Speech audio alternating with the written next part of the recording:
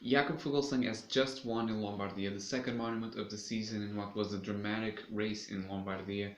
First of all, I want to get it out of the way already that Remco Evenepoel, despite the race having finished maybe an hour ago and we don't have all the informations, he's doing good. He's crashed down a ravine, but he doesn't seem to have any broken bones and he was conscious the whole time. So I'm happy and relaxed to say that although it was a bad crash, he is going to be fine. We can talk about it. Regarding the race, though, it was very hard from the beginning already. The Koenig were really setting it up for Evenepoel to attack on the Sarmano. The broadcast started already in the Madonna del Ghisallo, where the evidence was really setting the pace up for Evenepoel, and then it was the same thing throughout the Colma di Solmano. In there, Astana blew it up pretty much. It wasn't even an intention blow it up, but the climb is just so hard that no one can really resist up that. If they don't have the legs, there's just no way of hiding in there.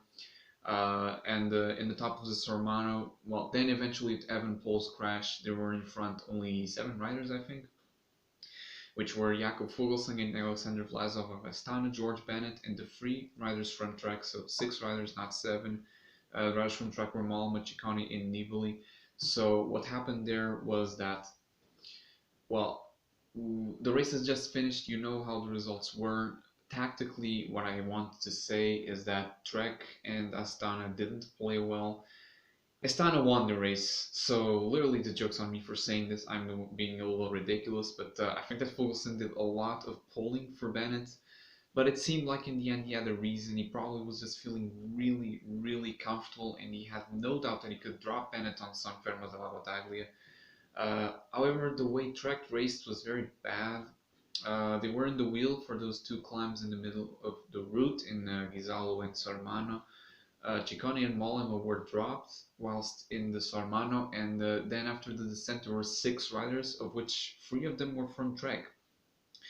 And I don't think it can really be excused what they did, or rather what they didn't do, because having 3 riders in a group of 6, they just had the absolute obligation to attack, not only because of their numerical advantage, but also because Ciccone and Mollema were dropped in Sormano. Nibali was the only one who finished in the front, who completed the summit in the front group. But they didn't attack. They didn't attack. They went on the wheel. The whole group collaborated. They went strong. But Trek didn't want to play it out tactically, strategically. They were trusting themselves on the base of power. They entered the climb of the Civiglu in front. Nibali himself was setting the pace right there in the base. And I was really surprised upon seeing that. Then Fuglsang attacked, Bennett followed, and I really wasn't surprised. Trek pretty much burnt themselves working for their rivals pretty much because there really didn't seem to be anything that they could do, and Nibali himself being the one working there on the base just didn't make any sense. Trek eventually finished with 4th, 5th, and 6th, which is, it's not a bad result. Of course, a lot of depth and a lot of points in there, but yeah, I mean, they could have hit the podium in there for sure, but they just didn't hit the spot. George Bennett finished second, I believe his first podium in the monument, a very good result, only 31 seconds behind Fuglsang. And Vlasov also first podium in the monument, he finished third. Max Skakman finished 7th, Ulissi 8th, Ben Hermans with a good result finishing 9th and 10th. In 10th, 6 minutes and 28 away, so you can see how big the gaps were, how hard the race was attacked from very early on. It was Mathieu van der Poel.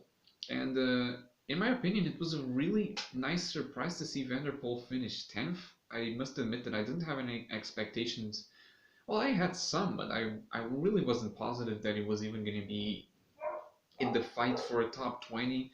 He's not a climber, he's far from it. However, he did really, really well. He finished 10th. He has the form, I'll say for sure, that really put him there. He was there until around halfway the Muro di Sormano. He completely cracked, and then he tried to chase solo, which perhaps he shouldn't have done. He burned too much energy.